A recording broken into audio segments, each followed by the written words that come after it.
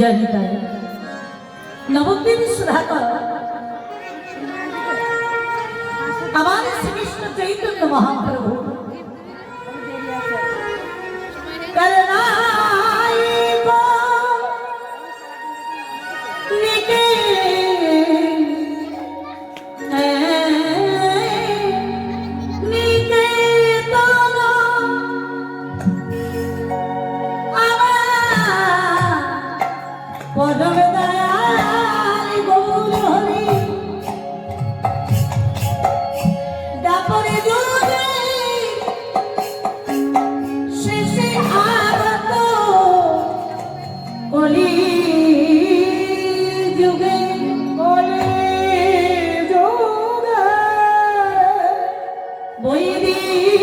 ब्राह्मण पल्लीते जगन्नाथ मिश्रीर घरे सती गर्भाश्रय करी आबार गोरा अवतरी सती गर्भ सिंधु माझे चंद्रेर प्रभा पावितारे दूरे गেল तिमिरा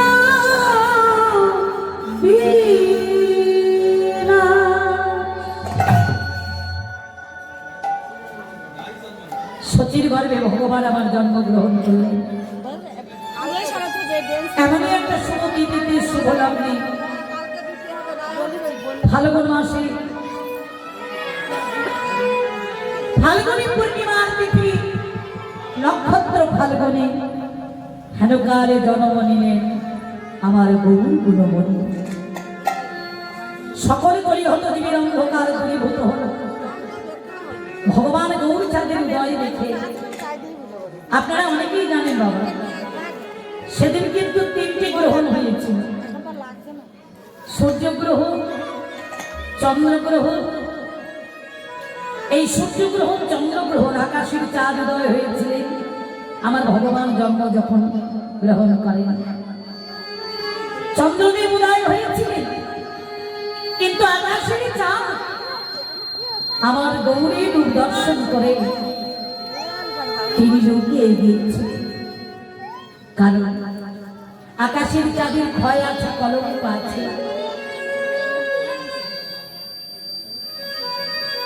তিনি ক্ষয় হয়েছিল, আপনারা অনেকেই জানেন। তিনি অভিশপ্ত ছিলেন। গুরুপত্নী বৃহস্পতির স্ত্রী তারাদেবীকে তিনি হরণ করেছিলেন বলে তিনি 16 কলা পূর্ণচন্দ্র ছিলেন, সমস্ত কলাগুলো চলে গিয়েছিলেন। যার জন্য আমাদের জগতে যে চাঁদ উদয় হয় 15 দিনে পূর্ণিমার চাঁদ, কিন্তু এক কলা বাকি থেকে গেছে। তিনি অভিশপ্ত। আমার গৌরচাঁদের উদয় দেখে সেই চাঁদ, আকাশের চাঁদ, আজকে তিনি লুকিয়ে গেলেন। গৌরচন্দ্রের ক্ষয় নাই, কলঙ্ক নাই। আকাশের চাঁদের ক্ষয় আছে, কলঙ্ক আছে, কিন্তু আকাশের চাঁদে বললেন পূর্ণিমার চাঁদে প্রত্যেকটি জায়গায় আলো প্রদান করেন। শাস্ত্রে বললেন প্রত্যেকটা জায়গায় তিনি আলো প্রদান করতে পারেন না। আকাশের চাঁদ তিনি আলো প্রদান করতে পারেন না ঘরের ঘরে। আকাশের চাঁদ আলো প্রদান করতে পারেন না গহনা বলে, এটা আমাদের বাহ্যিক জগতের কথা। কিন্তু আকাশের চাঁদ প্রকৃত আলো প্রদান করতে পারে না কোন কৃষ্ণ ভক্তের হৃদয়ে। আকাশের চাঁদের ক্ষয় আছে, কলঙ্ক আছে, কিন্তু আমার গৌরচাঁদ কোন কৃষ্ণ ভক্তের হৃদয় মন্দিরে, কোন সাধুগুরু নাম প্রসাদ বিগ্রহ শাস্ত্র কৃপার বলে কোন কৃষ্ণ ভক্তের হৃদয় মন্দিরে যদি একবার উদয় হয়, তার তো ক্ষয় নাই, কলঙ্ক নাই। তাই ভগবান গৌর হরি আজকে তিনি অবতীর্ণ হয়ে, অবতীর্ণ নয়, তিনটি যুগের ভগবান অবতীর্ণ হয়েছিলেন, আবির্ভাব হয়েছিলেন। তিনি এসেছিলেন সত্য যুগের ভগবান নারায়ণ, ত্রেতা যুগের ভগবান শ্রীরামচন্দ্র, দাপর যুগের ভগবান শ্রীকৃষ্ণচন্দ্র। আপনারা অনেকেই জানেন। সত্যযুগে ভগবানকে আমরা পেয়েছিলাম ধ্যান ধর্ম করে ভক্তগণ। গাছের ডালে দুটো পা বেঁধে বেঁধে মনের মধ্যে গিয়ে নিচে অগ্নিকুণ্ড চেলে নিচের দিকে মাথা করে গাছের ডালে পা বেঁধে নারায়ণকে ধ্যান করেছিলেন ভক্তগণ। নারায়ণ পরাক্ষরা নারায়ণ পরামেনা নারায়ণ পরাগতি নারায়ণ পরামুক্তি। নারায়ণকে পেলে নেই ভাবে যুগ যুগ ধরে ধ্যান। ত্রেতা যুগে ভগবানকে পেয়েছিলেন ভক্তগণ যাগযজ্ঞ করে। রাম নারায়ণ অনন্ত মুকুন্দ মধুসূদন কৃষ্ণ করে সব সংসারে বৈকুণ্ঠ বাম।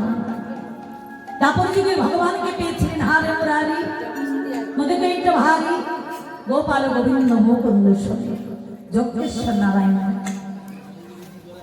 বিষ্ণু কৃষ্ণ। আমার ভগবান এই গৌর হরিকে যাগযজ্ঞ সেবাব্রত আদি কিছুই করতে হবে না। সেবা করতে ত্রেতা যুগে ভগবানকে পেয়েছিলেন সেবা করতে। এই যে আমাদের জীবাত্মার খাদ্য ভাত রুটি ছাতু ইত্যাদি বললেন না, এটা সেবা নয়। এটা আমাদের জীবাত্মার খাদ্য। আর পরমাত্মার খাদ্য হচ্ছে আজকে শুভ আরম্ভ হয়েছে আমাদের এই মধুর হরিবাস, এই যে কীর্তন, এই যে পদাবলী, কত অগণিত ভক্ত সজ্জন এসেছেন আপনারা। আপনাদের চরণ ধুলি এই যে আমাদের হরিবাস হয়ে পড়েছে এবং আপনাদের চরণ ধুলি যে আমি পাবো, এটা আমার অনেক সৌভাগ্য। আজকে সেবা ভগবানের সেবা, এই মধুর হরিনাম সংকীর্তন, এই যে আমাদের সেবা, এটা হচ্ছে পরমাত্মার সেবা। আমাদের এই কলিযুগের একমাত্র হরিনাম হচ্ছে হরে কৃষ্ণ নাম। এই তিন নামের মধ্যে 16 নাম ভক্তির সত্তর আছে। হরে কৃষ্ণ রাম কিশোরী ভান্ডার হইতে অবৈধ কৃষ্ণ প্রেমিনী ভগবান সুখদেবের দাঁড়িয়ে দাঁড়িয়ে গিয়ে বললেন নিত্যানন্দকে হরিনামে প্রেমের ডালিটা হাতে দিয়ে বললেন, দাদা দাদা আজ ভাবে অবৈধ কৃষ্ণ প্রেম, তুমি জগবাসী জীবের দাঁড়িয়ে দাঁড়িয়ে প্রেম পৌঁছে দাও।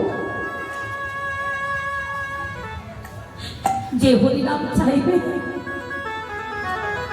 তারেও তুমি হরিনাম দেবে, আর যে হরিনাম না চাইবে, আমার নিতাই ঠাকুর বললে যে না চাইবে সে জীবের হাতে ধরে পায়ে পড়ে দুটি হাত চেপে ধরবে। যদি হরি না বলো, কৃষ্ণ নাম যদি না নেয়, তবে সেই দিনে দুটি চরণের তলে পড়ে বলবে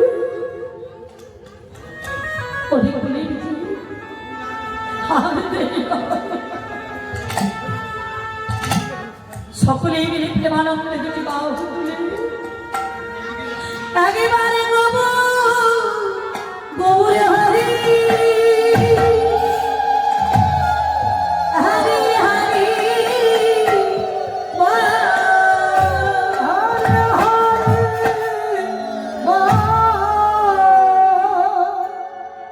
চরিতামৃত কবিরাজ গোস্বামী কলম দিলেন আমার গৌর অবতারের কারণ। আহা, আমার দাদা ঠাকুর বললেন আমার গৌর সুন্দর কিভাবে এসেছে।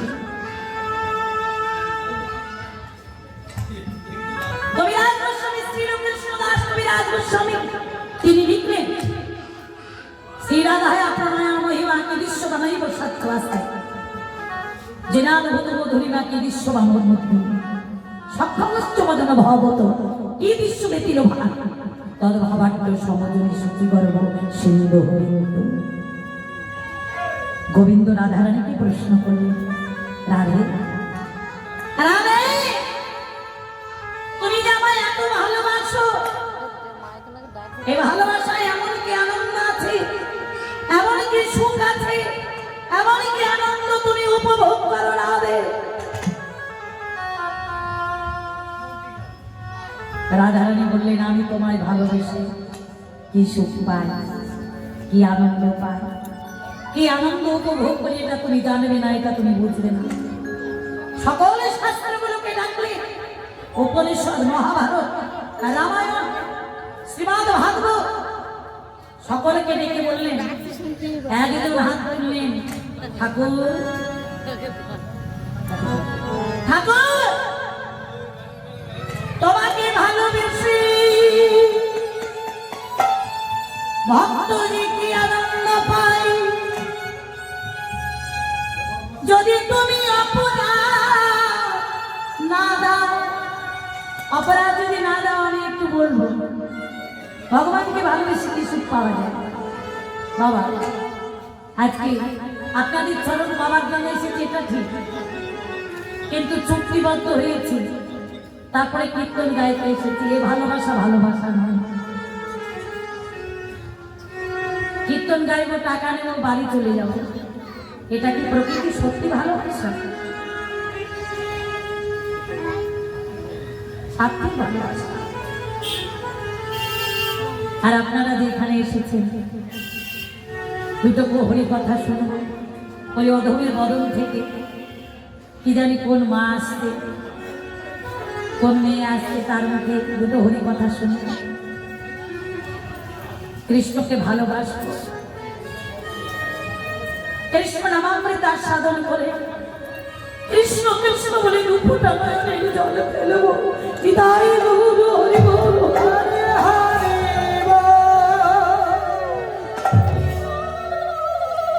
একটা বাকি সব পাবেন, চাই না পাবেন। এই যে ভালোবাসা, এই ভালোবাসার বিনিময়ে একদিন না একদিন ভগবান আপনার গৃহে, আপনার হৃদয় মন্দিরে আসবেন। এটা হচ্ছে কিনা ভালোবাসা, প্রেমের ভালোবাসা। আহা,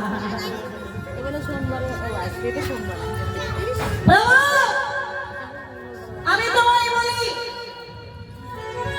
ভগবানকে ভক্ত ভালোবেসে কি আনন্দ পায়, কি সুখ পায়, এটা জানতে গেলে, এটা বুঝতে গেলে আমি তোমায় বলবো,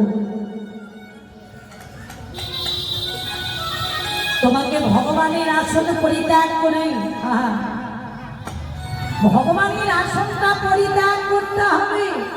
তবে ভক্ত ভগবানকে ভালোবেসে কি আনন্দ পায়, কি সুখ পায়, এটা তুমি উপভোগ করতে পারবে।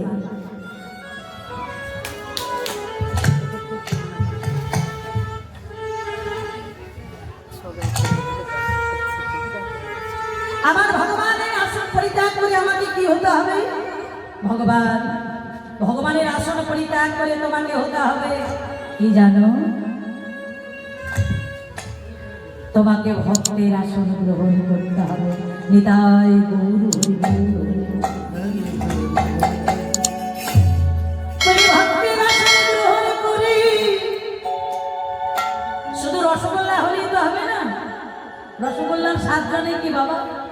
যে রসগোল্লা সেবা করতে জানে, যে সেবা করে, হ্যাঁ, ঝাল কি টক কি মিষ্টি কি তেতো, হ্যাঁ, যে রসগোল্লা সেবা করে, এক কথায় হলো যে খায়, সে বুঝতে পারে যে রসগোল্লার স্বাদটা কত কেমন। ওগো ভগবান, ভগবান আসন পরিত্যাগ করে তোমাকে ভক্তির আসন গ্রহণ করিতে হবে, করিতে হবে। আমি যাব আগত করি যুগে শ্রীরাম নবদ্বীপ মাঝে যাব। এই যে নবদ্বীপ চন্দ্র গৌর হল। আর ধন্য ধন্য আমাদের এই নদিয়া ধাম, এই নদিয়া জেলা, যে জেলার মাটিতে আমার ভগবান অনাদির আদি পুরুষ সন্তান, যিনি গরুপতি ভগবান শ্রী গোবিন্দ জন্মগ্রহণ করেছেন গরুর রূপে।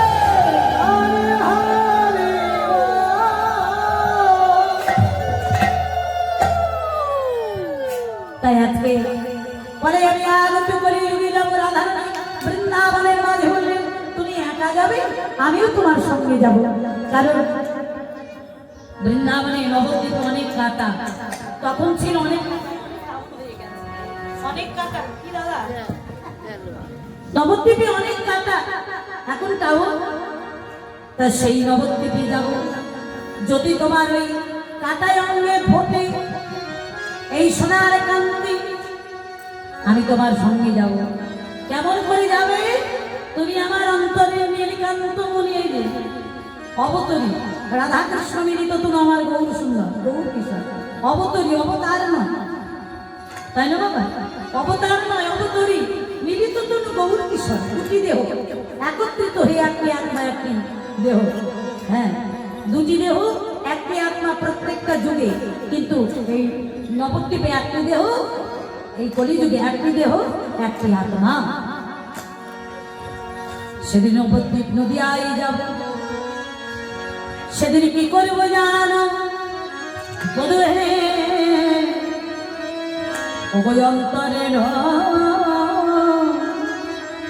রহিবে তুমি, আর বাহিরে রব আমি সেনার বধূহে।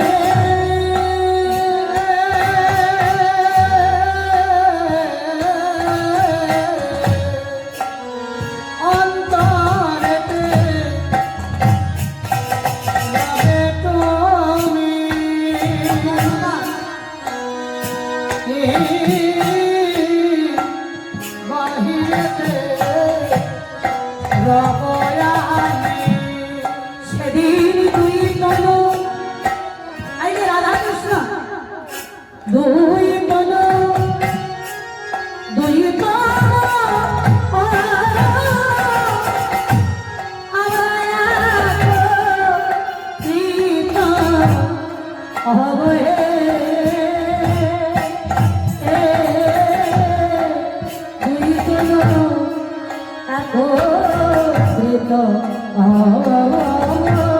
সেদিন নদিয়ায় যাব,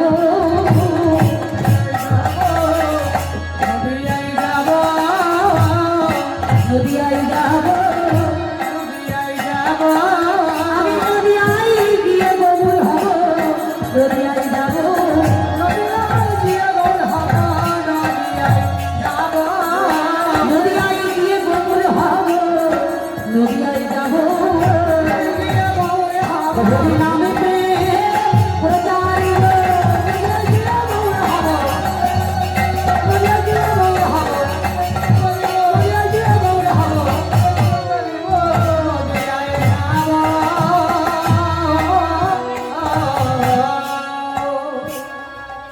সেদিন নদিয়ায় নবদ্বীপ ধামে গিয়ে পুরো ডিস্টার্ব হয়েছে নাকি দাদা?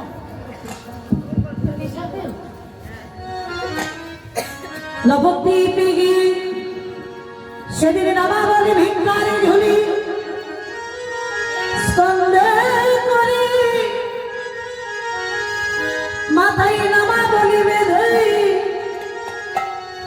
ভিক্ষারে ঝুলি স্কন্ধে করে। যারা ভেগদারি বৈষ্ণব দেখবেন ভিক্ষার ঝুলি স্কন্ধে করে, যদি দুপুরেও আসে সন্ধ্যাবেলাও আসে, আপনার গৃহে যদি যাই নিতাই গৌর হরি বল বলে যদি কেউ আসে, আপনি সেবা করতে বসুন। আর আমাদের গুরুদেবের কথা সেটা, আমার যিনি গুরুদেব ছিলেন তিনি পুরুলিয়ার ছেলে, তিনি 12 বৎসরে সন্ন্যাস নিয়ে গৃহত্যাগী হয়ে, অলিতে তো সন্ন্যাস নিছে, গৃহত্যাগী হয়ে তিনি রাধাকুণ্ডে বাস করতেন। আমার বাবা তিনি 99 বছর বয়সে দেহ রেখেছেন। তা বাবা কি বলবো, তিনি স্বয়ং আমার রাধারানীর সঙ্গে কথা বলতেন। হ্যাঁ, আমি যখন শিক্ষা গ্রহণ করলাম গুরুদেবের কাছ থেকে, বৃন্দাবন গুরুদেবের কাছে, তো একদিন মালা জপছি, জপতে জপতে আমার গুরুদেব একা একা যেন কথা বলছে, মালা জপতে জপতে যেন একা একা কেমন কথা বলছে, বলছে রাধা রাধা যাচ্ছিস কোথায়? যাচ্ছিস বন ভ্রমণ করতে যাচ্ছিস? যাচ্ছিস যা, আমি অলৌকিক ভাবে দর্শন করছি। যাচ্ছিস যা, আমার কাছে তাড়াতাড়ি ফিরে আসবে।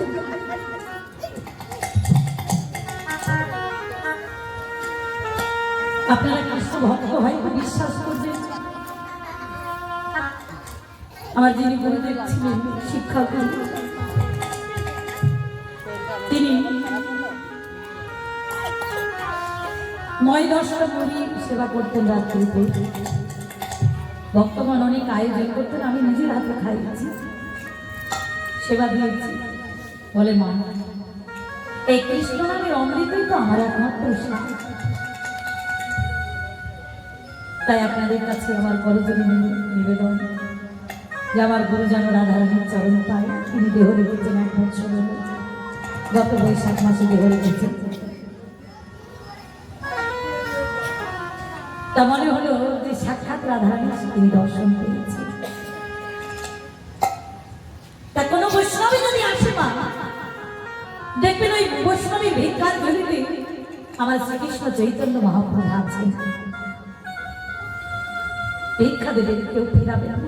আর কেউ যদি এসে বলে মা ভিক্ষা দাও, আপনি দেবেন না। আপনাকে যদি কৃষ্ণ নমুখী না করতে পারে, কৃষ্ণ নাম না দিতে পারে, ভিক্ষা দেওয়ার কোনো প্রয়োজন হবে না। ভাই ভাই ভাই,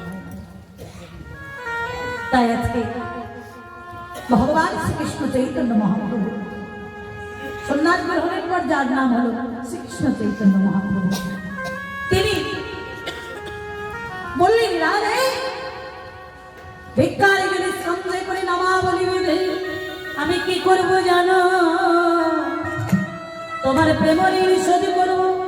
রাধা কৃষ্ণ প্রণয় বিকৃত লাদিনী শক্তি রচনা দেখাত্মাদ বিভূমি পরাদ হৃদয়ে গত চৈতন্য প্রকাশ মধুনা তত্ত্বয়ঞ্চ কমাত্র রাধা ভক্তি সুমনিত নমে কৃষ্ণ স্বরূপ।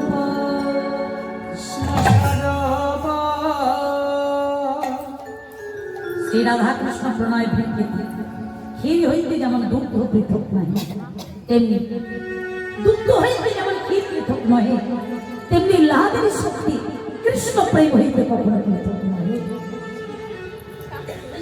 তাই দুটি দেহ একত্রিত হয়ে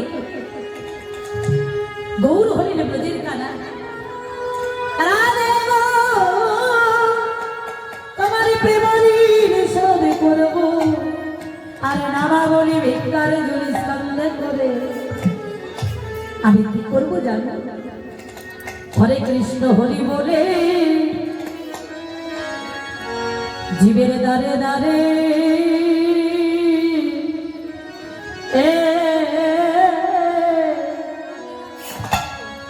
আমি বেড়া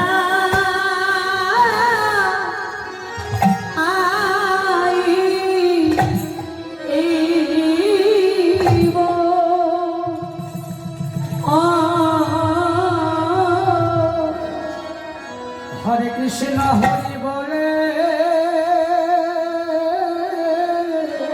নিতাই গৌর হরি বল জীবের দ্বারে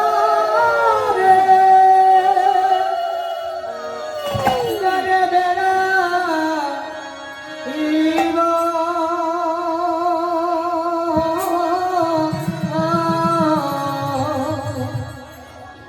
হরে কৃষ্ণ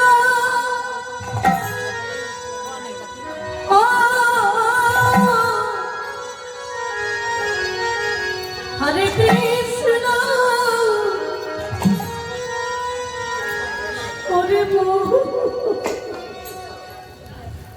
হরে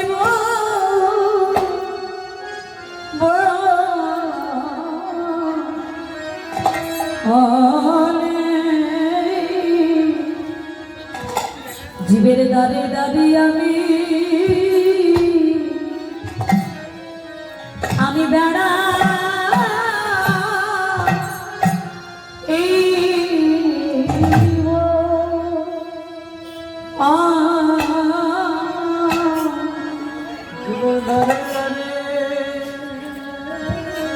বল রাধে দয়া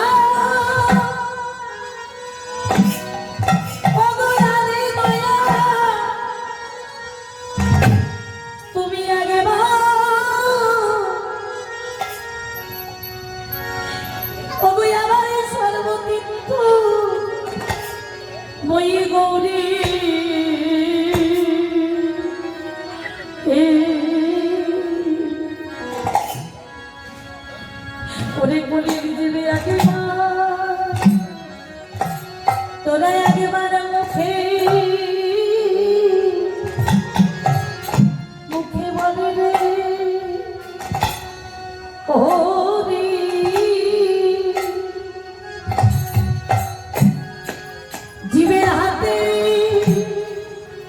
হাতে ধরে পায়ে পড়ি একবারে বলবো মুখে বলহারি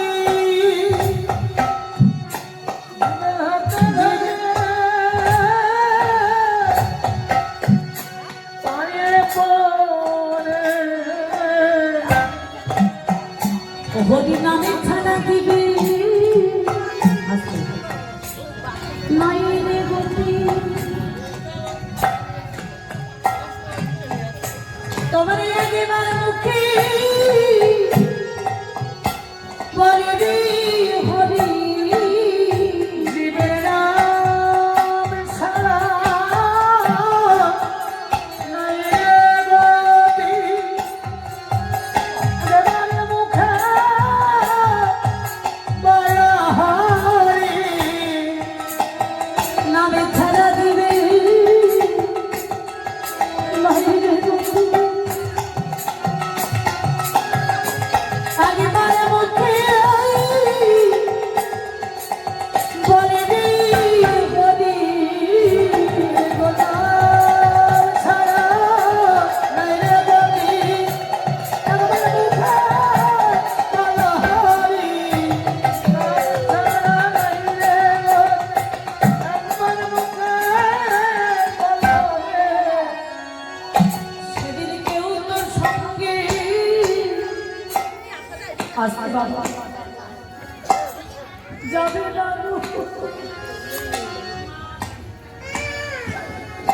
কেবল নামে যাবে হরি নামে যাবে আর তোমার প্রাণ যাবে সেদিন আমি যাবে প্রাণ যাবে তোমার কেউটা সঙ্গে যাবে না গো। এই মায়ার সংসারে যতই আমার আমার করোনা কেন সেদিন তোমার সকলি পড়িয়া আনাবে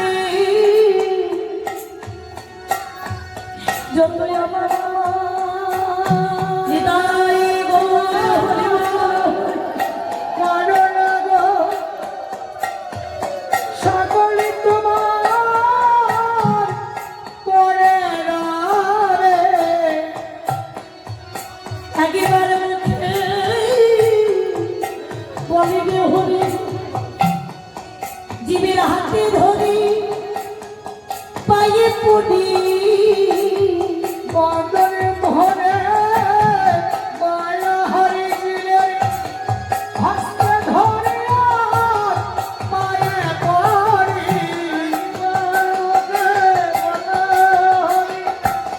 হাতে ধরে পায়ে পড়ে আগের হস্তে হরিয়ার পায়ে পড়ি বলিবে আনন্দে বাহুরে আইবার মুখে বলিবে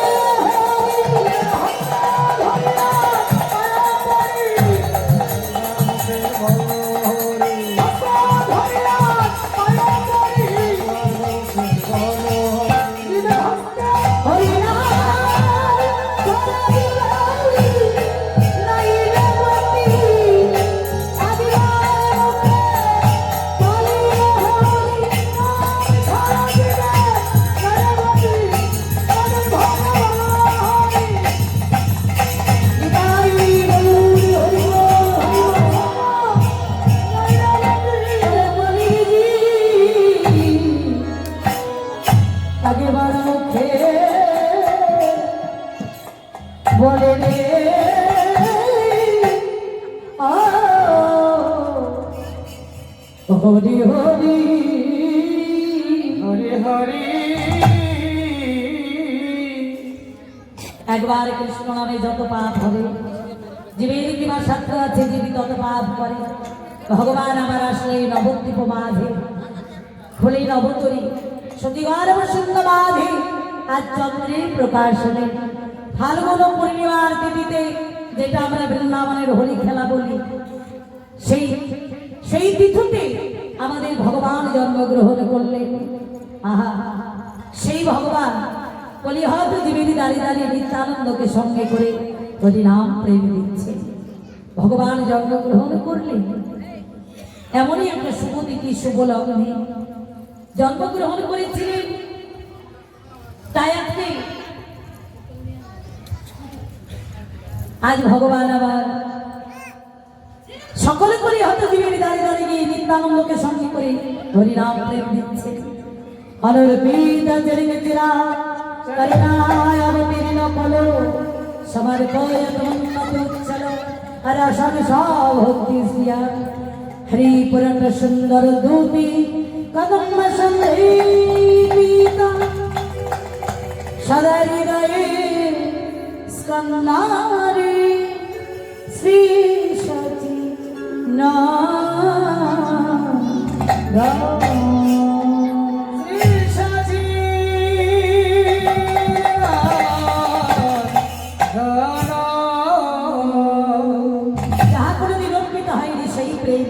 অমৃত বস্তু সকলে করে হত জীবের দাঁড়িয়ে দাঁড়িয়ে হরিনাম প্রেম পৌঁছে দিচ্ছে।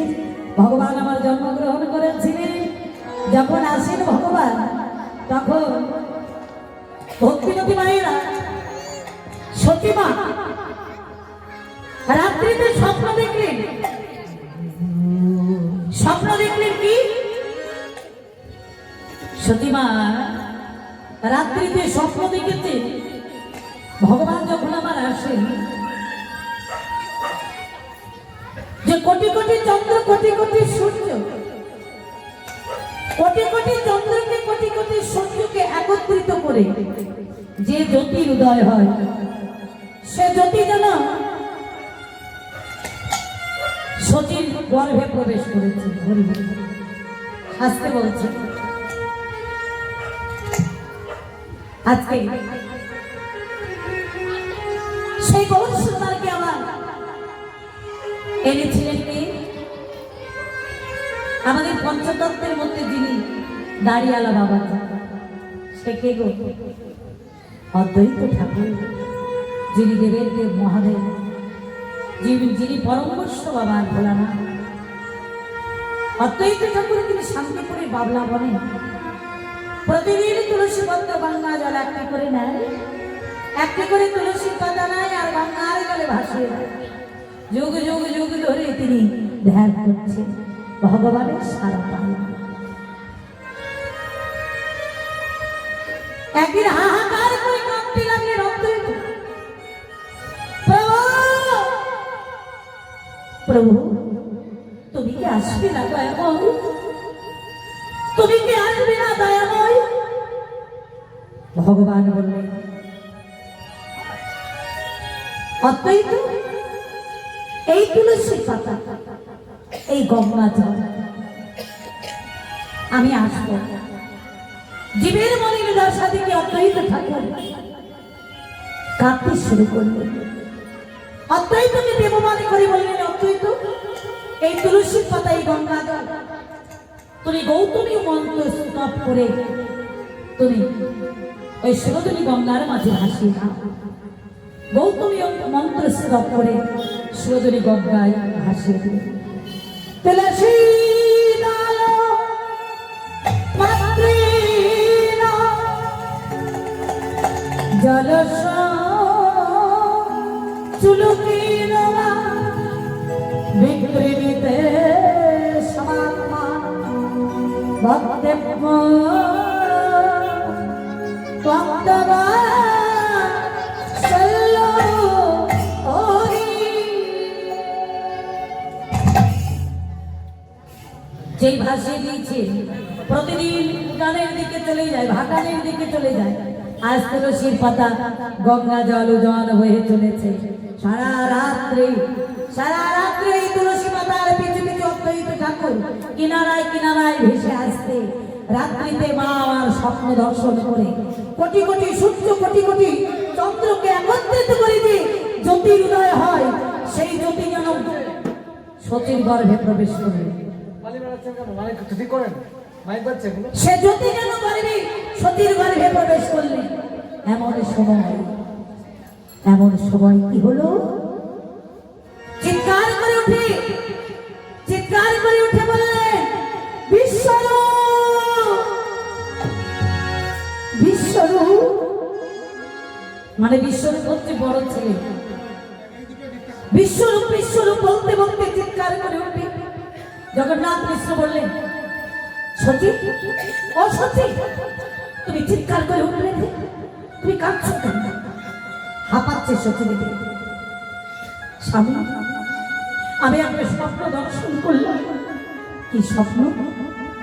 কোটি কোটি চন্দ্র কোটি কোটি সূর্যকে একত্রিত করে যে জ্যোতির উদয় হয়, সেই জ্যোতি যেন আমার গর্ভে প্রবেশ করল।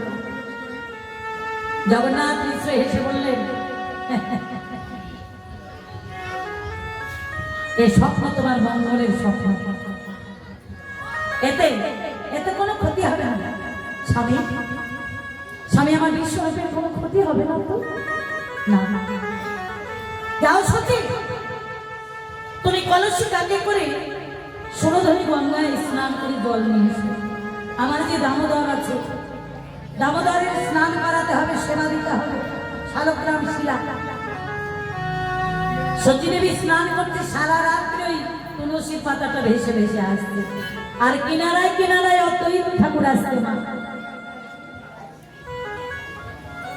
বারকোনা ঘাটে সতী মাতা স্নান করতে, আপনারা অনেকেই জানবেন আমাদের চাইতে ভালো। নবদ্বীপে বারকোনা ঘাট বলে একটা ঘাট আছে, ওই বারকোনা ঘাটে সতী মাতা স্নান করছে। আর সতী মাতা এক গুন্ডুর শরীর মানে এক গুন্ডুর জল, ওই এক বুক জলের মধ্যে দাঁড়িয়ে, গঙ্গার মধ্যে দাঁড়িয়ে এক গুন্ডুর শরীর তিনি সূর্যদেবকে প্রণাম জানান। ওম জবা কুসুম সংকাশ্যম কাশ্যপে মহাদ্যুতি ধান্তারে সর্বপাপক্ষ প্রণতস্মি দিবাকর। ওম সূর্য দেবতায় নমঃ। আর এক গুন্ডুর শরীর ভগবানের ইচ্ছায়, আর এক গুন্ডুর শরীর উল্টো বাড়াবেন না, আর এক গুন্ডুর শরীর মায়াবা নিজের করের মধ্যে নিয়ে ওখানে দাঁড়িয়ে দাঁড়িয়ে সেবা করলেন। আর ওই শরীরের মধ্যে মানে ওই জলের মধ্যে ওই সারা রাত্রে যে তুলসী পাতাটা ভেসে আসছে, ওই তুলসী পত্রটা মা সতী দেবীর গর্ভে প্রবেশ করলেন। নিতাই গৌর হরে হরে। সতী মাতা স্নান করে উঠে, গঙ্গা জলে নিয়ে স্নান করে উঠে যেই চলেছে, অদ্বৈত ঠাকুর ছুটতে ছুটতে বললে, মা দাঁড়াও, দাঁড়াও, দাঁড়াও, দাঁড়াও, দাঁড়াও, মা দাঁড়াও। কে আপনি? কে? ও অদ্বৈত ঠাকুর, অদ্বৈত ঠাকুর আপনি? হ্যাঁ হ্যাঁ, আপনি কি মনে করেন? মা, তোমাকে আমি একটা প্রণাম জানাবো। মা বলে, না না না না, আপনি আমাকে কেন প্রণাম করবেন?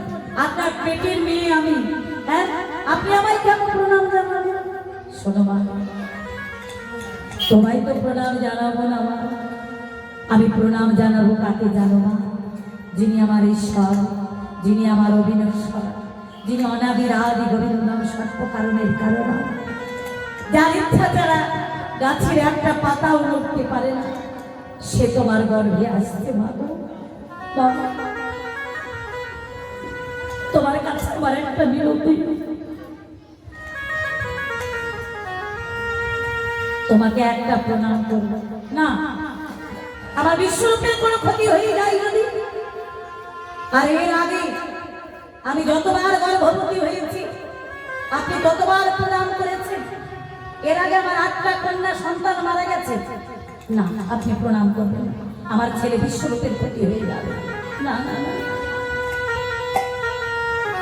দূরে থেকে মাকে প্রণাম জানাবেন। অদ্বৈত ঠাকুর আমি আসবো মা, তোমার সঙ্গে দেখা হবে। একটা কথা তোমাকে বলে গেলাম, তুমি জেনে শুনে যেন পালনে করো মা, যিনি আমার আরাধ্য দেবতা, তোমার গর্ভে এসেছে মা। অদ্বৈত ঠাকুর জানো সতীর গর্ভে জন্ম, তুলসী পত্র তিনি সতীর গর্ভে বিলীন হলেন। 1 মাস 2 মাস 3 মাস, চতুর্থ মাস, পঞ্চম মাস, ষষ্ঠম মাস, সপ্তম মাস আসলেন। ওই শান্তিপুর থেকে গোপালের পায়ে স্বর্ণ রন্ধন করে, পরমান্ন রন্ধন করে, গোপালকে নিবেদন করে মাকে স্বাদ ভক্ষণ করাতে আসছে। মাগো, আজকালকার যুগের আমাদের মায়েরা কিভাবে স্বাদ ভক্ষণ করে, হ্যাঁ কিভাবে স্বাদ ভক্ষণ করে, অনেক কিছু। হ্যাঁ, আমি এই হরিদাসরে অত অসত্য কথা বলতে পারবো না। তো যাই হোক মা, গোপালের পায়ে স্বর্ণ পরমান্ন রন্ধন করে অদ্বৈত ঠাকুর মা সীতা দেবী গোপালকে নিবেদন করে, রাধা মাধবকে নিবেদন করে সতী দেবীকে ওই স্বাদ ভক্ষণ করাতে আসলে। সুন্দর করে গর্ভকে প্রণামে জানি আরতি করে মায়ের বদনে গোপালের পরমান্ন বদনে দিল দিল। যেই পরমান্ন বদনে দিয়েছেন, প্রতিবেশী মায়েরা সকলেই ওই পরমান্ন বদনে দিল। অষ্টম মাসে পরিণত হলো, অষ্টম মাস, নবম মাস, 9 মাস চলে গেল, বাহিত হয়ে গেল। 10 মাসে পা দিল। 10 মাসে মায়েদের প্রসবের কথা। 10 মাস বাহিত হয়ে গেল, 11 মাসে পা দিল। 11 মাস হয়ে গেল, 12 মাস আগত। জগন্নাথ মিশ্র চিন্তায় পড়ে গেলেন, এই ছেলেটার কারণে বুঝি, এই ছেলেটার কারণে বুঝি সতীর প্রাণ যাবে। নীলাম্বার চক্রবর্তী শ্বশুর মশাই ছিলেন সতী দেবীর বাবা। নীলাম্বার চক্রবর্তীর কাছে গিয়ে বললে, বাবা 12 মাস আগত, 12 মাসে পা দিয়েছে সতীর গর্ভ। 10 মাস বাহিত হয়ে গেল, 11 মাস বাহিত হয়ে গেল, 12 মাসে পা দিল, কিন্তু এখনো সতীর গর্ভ প্রসবের কোনো যন্ত্রণা নাই। নীলাম্বার চক্রবর্তী বলছে, চলো দেখি বাবু। সঙ্গে সঙ্গে নীলাম্বার চক্রবর্তী এসে সতী দেবীর হাতটাকে নিয়ে বলছে, সতী দেখি তোমার হাতটা দেখি মা। বাম হস্তখানে নিয়ে রেখা গণন করে বললেন, জগন্নাথ তুমি চিন্তা করো না, তোমার এই সন্তানটা, সতী দেবীর এই সন্তান, এই সতী মায়ের এই সন্তান 13 মাসে প্রসব হবে। 13 মাস মানে, হ্যাঁ চমকে উঠলে যে 13 মাস। তুমি জানো না, ব্যাসপুত্র শুকদেব গোস্বামী কত বছর বয়সে প্রসব হয়েছিল মায়ের গর্ভ থেকে? হ্যাঁ কত? 16 বছর।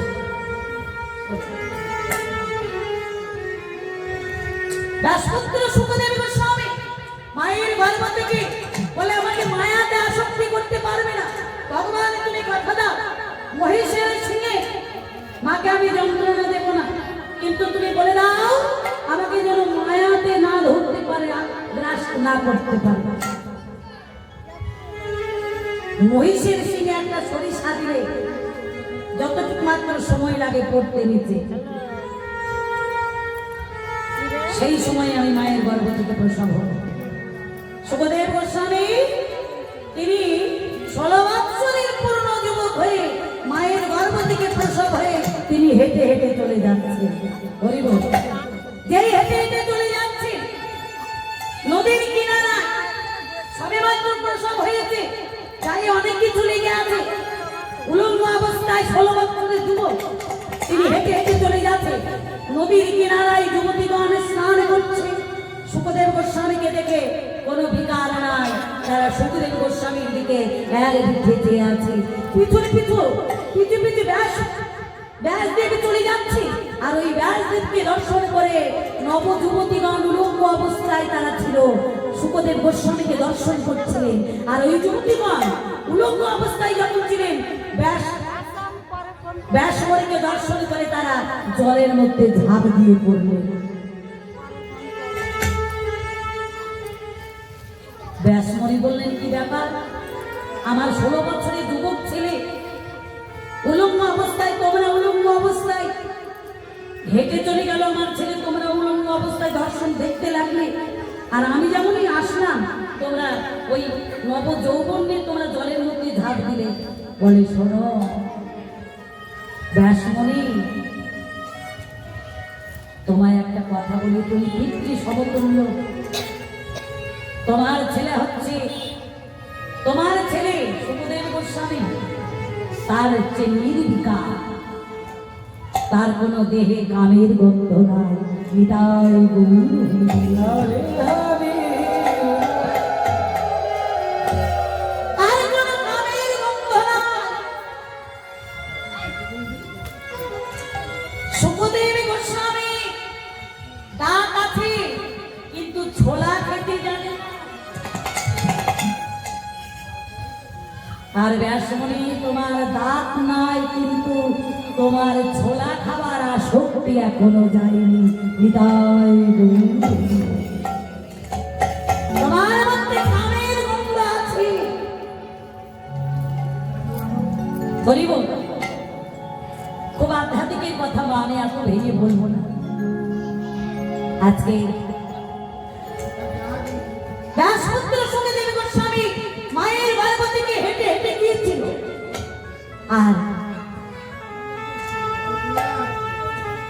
আর এই ছেলে 13 মাস দক্ষিণ হস্তখানা সাথে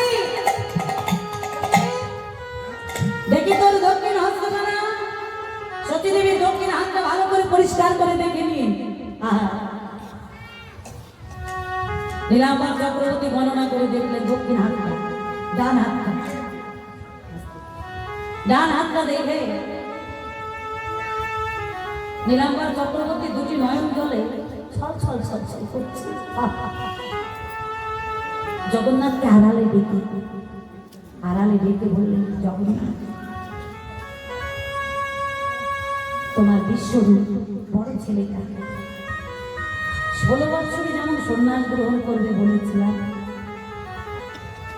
যে মায়ের গর্ভে আছে, যার নাম হবে বিশ্বরূপ, যিনি বিশ্বের ভার ধারণ করবে, বিশ্বম্ভর, যার নাম হবে বিশ্বম্ভর, যিনি বিশ্বের ভার ধারণ করে, তিনি হচ্ছেন বিশ্বম্ভর। সেই বিশ্বম্ভর এই ছেলেটাও তোমার ঘরে থাকবে না, এই 24 বছরের সন্ন্যাস গ্রহণ করবে। সেদিন থেকে বড় ছেলে 16 বছরের সন্ন্যাস গ্রহণ করবে, আর ছোট ছেলে 24 বছরের সন্ন্যাস গ্রহণ করবে। সেদিন থেকে জগন্নাথ মিশ্রের এমনই একটা ব্যাধি হয়ে গেল, মনোরোগ। এ ব্যাধি কিন্তু ডাক্তার কবিরাজে কেউ সারাতে পারল না। আস্তে আস্তে আস্তে আস্তে তিনি দেহ রাখলেন। 14 মাসে 13 মাসে জন্মগ্রহণ করলেন ভগবান। সতীর গর্ভ থেকে 3 দিন হয়ে গেল, মায়ের স্তনদুগ্ধ পান করেন। মায়ের পাড়া প্রতিবেশীরা বলছেন, স্তনদুগ্ধ পান করেনি, ভূতে প্রেতে ধরেছে, কোনো হাওয়া লেগেছে। শান্তিপুরে যে ওই দাঁড়িয়ালা বাবাজি এসেছিল, সেই দাঁড়িয়ালা বাবাজি ঝাড়া ফুট জানে, তাকে ডেকে এনে যদি একটু ঝাড়া ফুট দেওয়া হতো। অদ্বৈতকে সংবাদ দেওয়া হলো, অদ্বৈতকে যে সংবাদ দেওয়া হয়েছে, অদ্বৈত বলছে আমার মদন গোপাল এসেছে, ছোট্টে ছোট্টে ছোট্টে ছোট্টে এসে বলছে, কি ব্যাপার সতী, দেখি দেখি দেখি মা, তোমার গোপাল, তোমার ছেলেটার মুখ দেখি। সতী মাতা মুখ দেখালেন, বলছে, বাবা দেখুন না, দেখুন না বাবা, 3 দিন হয়ে গেল স্তনদুগ্ধ পান করেনি। সতী ভগবানকে অদ্বৈত আচার্য বলেন, কি ব্যাপার, মায়ের স্তনদুগ্ধ পান করণে 3 দিন হয়ে গেল, অদ্বৈতকে বদনটা ঢুলিয়ে ঢুলিয়ে ভগবান বললেন, শোনে অদ্বৈত, মায়ের স্তন দুধ পান করবো কি করে? এখনো যে মায়ের দীক্ষা হয়নি, এখনো মায়ের এই দেহ শুদ্ধ হয়নি, দীক্ষা হয়নি। দীক্ষা দীক্ষা দীক্ষা দীক্ষা। আপনারা অনেক শাস্ত্রজ্ঞ ভক্তবৃন্দ আছেন, এখনকার যুগে সময়ে এত গৌরপ্রিয় ভক্ত পাওয়া যায় না, কৃষ্ণ, হ্যাঁ হ্যাঁ, এত আন্তরিকতা ভক্ত পাওয়া যায় না, তাই আজ যখন পেয়েছি, হ্যাঁ হ্যাঁ, আমার খুব ভালো লাগছে। হরিকথা বলবার ক্ষমতা নাই, কিন্তু তবুও আপনারা যেমন বলাচ্ছেন, আমি আমার বদন থেকে বেরিয়ে যাচ্ছি। তা যাই হোক, বলছি এখনো দীক্ষা হয়নি। দীক্ষা দীক্ষা দীক্ষা দীক্ষা দীক্ষা কাহাকে বলে? অপবিত্র দেহটা, হ্যাঁ দীক্ষা। দেখবে তত্ত্ব রসামৃত জ্ঞান মঞ্জুরি বলে একটা ছোট বই আছে, বহু পুরনো, চরণদাসের লেখা। হ্যাঁ, এই দীক্ষা সম্বন্ধে, দীক্ষা সম্বন্ধে বলে দিয়ন্তে জ্ঞানং নন্দন্তং কিয়তে পাপ সঞ্চয় তস্মাদ দীক্ষিতিস্য প্রত্যাবরের বিস্তত্তদর্শিনী দিব্যজ্ঞানং যত তত্ত্বাৎ কৃত্য পাপস্য সঞ্চয়ং তস্মাদ দীক্ষিতিস্য প্রত্যাবরের বিস্তত্তবেদিবি। যে কার্য পাপক্ষয় করিয়া দিব্য জ্ঞান প্রকাশ করে, তাহাই দীক্ষা। দীক্ষা গ্রহণ না করলে হবে না মা? কি দীক্ষা গ্রহণ না করলে হবে না? বললেন না, না দীক্ষিত দর্শন কার্যং সত্তাপরিণম্রতই, না তীর্থ গমনে, না পিছু শরীরের যন্ত্রণা। শরীরের যন্ত্রণা যাবে না, তীর্থ ভ্রমণ হবে না। নবদ্বীপে আপনি যাবেন, এই তো নবদ্বীপের কাছে আমরা এসে গেছি। দীক্ষা গ্রহণ না করলেই এটা হবে না। আজকে অগ্রদ্বীপের মেলা চলছে, গোপীনাথের মেলা, আগামীকালকে পিণ্ডদান হবে। হরিবোল নিতাই বল। হ্যাঁ, তা বলছি অদীক্ষিত ব্যক্তিকার মৃত যদি হয়, রৌরব নরকে রাজধানী নিশ্চয়। তাই আগে দীক্ষার প্রয়োজন। ওই আতুর ঘরে আছে, ঘরে কাপড়ের কান্নারে করে অদ্বৈত আচার্য গুরু হয়ে সতীদেবীকে মন্ত্র দান করলেন কর্ণকুহারে। গঙ্গা জল একটু করে দিলেন, স্তনটা ধুয়ে ফেলো। সতীমা স্তনটা ধুয়ে ফেললেন, যেই স্তনটা ধুয়ে পড়লেন, এবার তোমার ছেলের বদলে দাও। তখন ভগবান আমার অদ্বৈতের দিকে ঢুলিয়ে ঢুলিয়ে সতীমায়ের স্তন দুগ্ধ মনের আনন্দে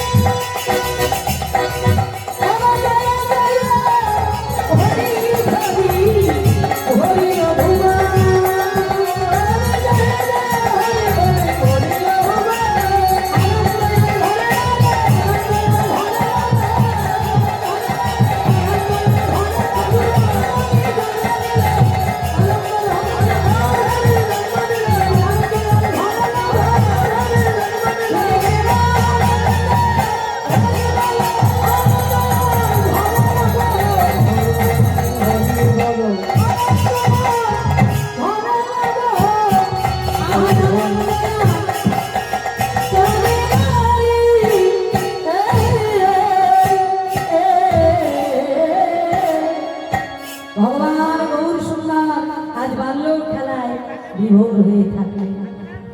আজকে তিনি সকল কলিহত জীবের দ্বারে দ্বারে হরিনাম প্রেম দিচ্ছেন, আর সকল কলিহত জীবকে বলছে তোমরা একবার বলো ভজ কৃষ্ণ কহ কৃষ্ণ, ভজ কৃষ্ণের নাম রে,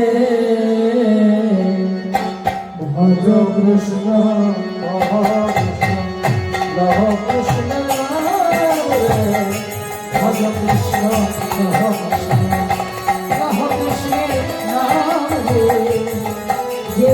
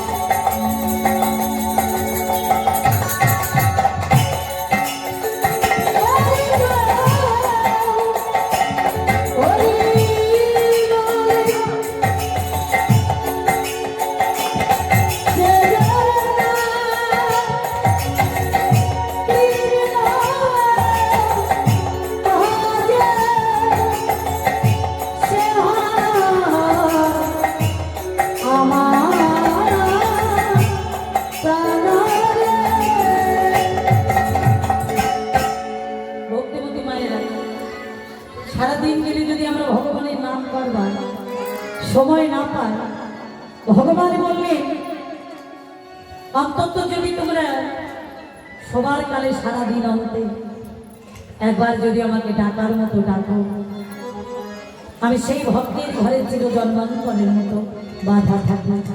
তাই বলছি সারাদিন গেলে